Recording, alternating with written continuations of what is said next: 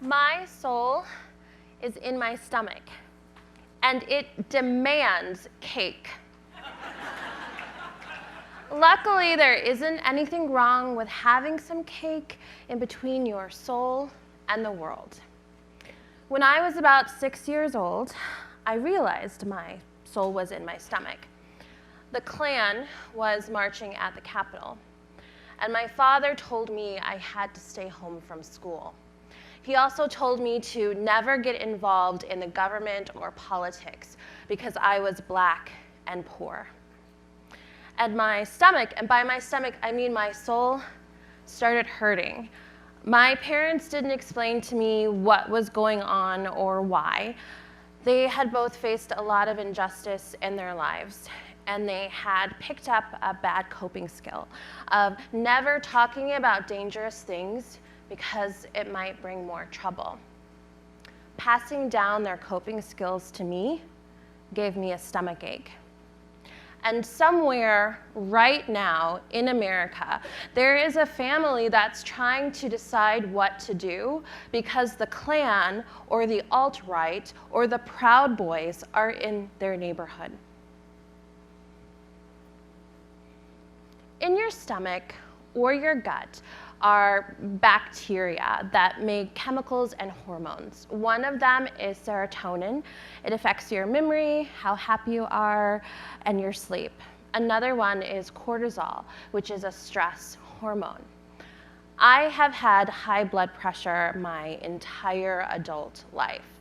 Cortisol raises your blood pressure. Black women in America have high blood pressure more than any other demographic.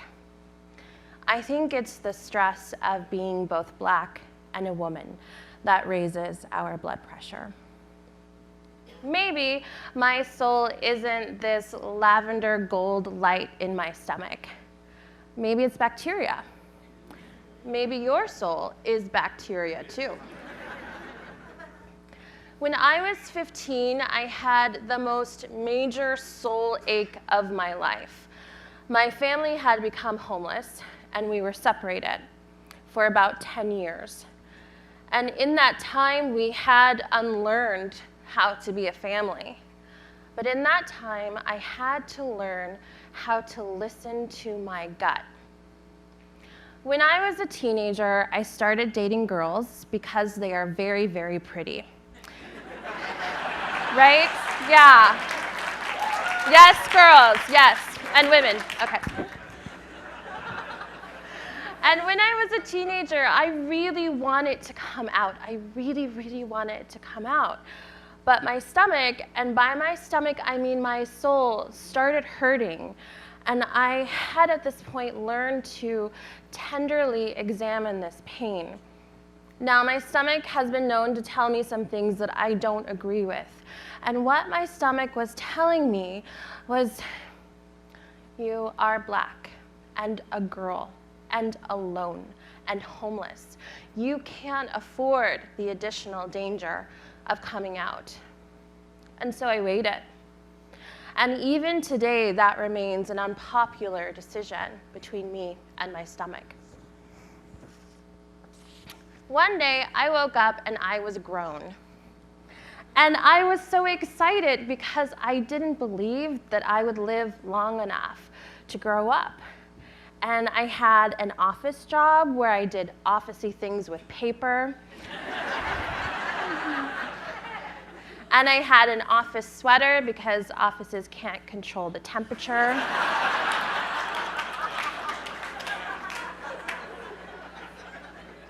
And I got to have expensive coffees every once in a while and go to yoga. But something was happening to my stomach. I would be running 5 minutes late to yoga and my stomach would start hurting.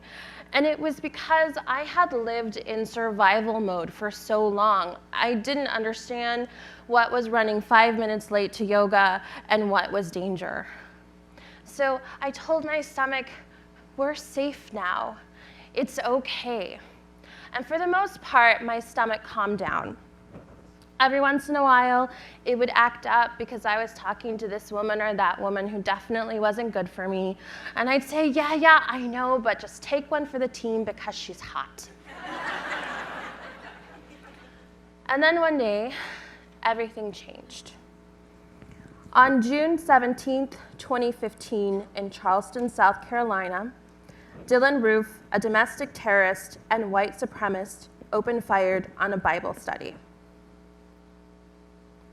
He murdered Cynthia Marie Graham Hurd, Susie Jackson, Ethel Lee Lance, DePayne Middleton Doctor, Clementa C. Pickney, Tawanza Sanders, Daniel Simmons, Sharonda Coleman Singleton, and Myra Thompson. And I was far away in New York with this life that was nicer than I could ever imagine. And I was overcome with this painful kind of numbness. And I was working at an educational institution, and the Black kids came into my office to grieve. And my stomach started hurting, but my stomach started hurting like when I was a homeless kid. And the only way to explain this pain is that there's this living nightmare inside of your stomach. And so I tenderly examined this pain. And my soul was telling me that I had lied to myself, that I thought money would keep me safe. All I ever wanted in this life was to be safe. I had even kept myself intentionally uninformed about world events because it made me feel safe. My stomach told me that you are Black and a woman and queer, and there will always be a potential for danger. And I knew that I had to do something because my stomach wouldn't stop hurting. So I tried marching, and it turns out I have a fear of being arrested. And I tried reading policy, and it turns out that policy is not an easy read. And then I realized, I'm a writer. I can totally write something. And that's when my stomach stopped hurting. I researched and found that 6 out of the 9 victims in South Carolina were Black women. I started researching the injustices and murders of Black women in America. And I found that many of these cases, if not all, get very little media coverage.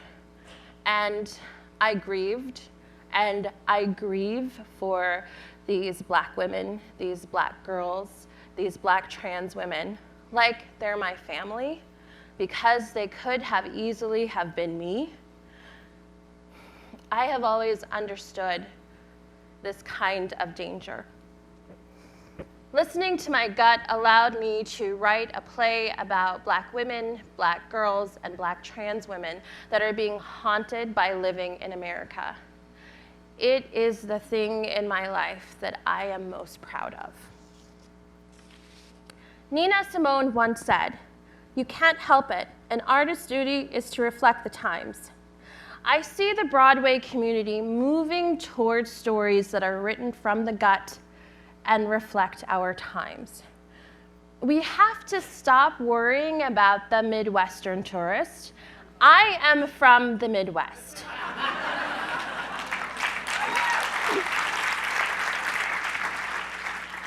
I am actually the girl next door, except Black and queer and very short.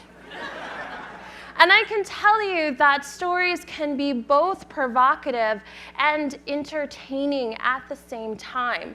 We live in a space where everyone wants to be a part of a larger conversation. And we have to remember, audiences are smart. I use humor in my work to open hearts and minds. I find that laughter is freeing. And Everyone comes to the theater, whether they know it or not, to get free. Free from your day, or free from old ideas and behaviors. I'm looking forward to the day when you go to the theater, you go to the Broadway theaters, so you can get free. Thank you.